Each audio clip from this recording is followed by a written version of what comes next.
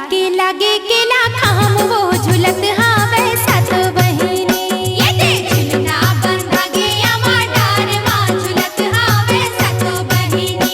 ये दे झुलना बंधा गे अमा डार मां झुलत हावे सात बहिनी।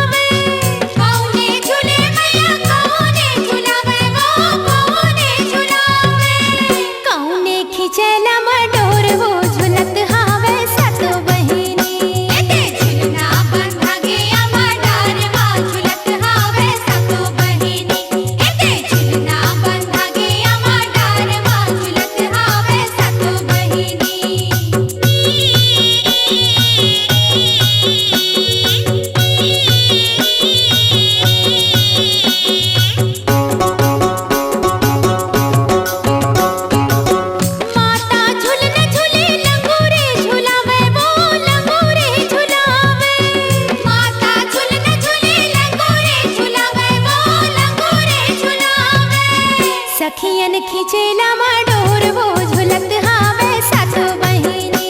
ये दे झुलना बंधा गे अमा डार मां झुलत हावे सात बहिनी।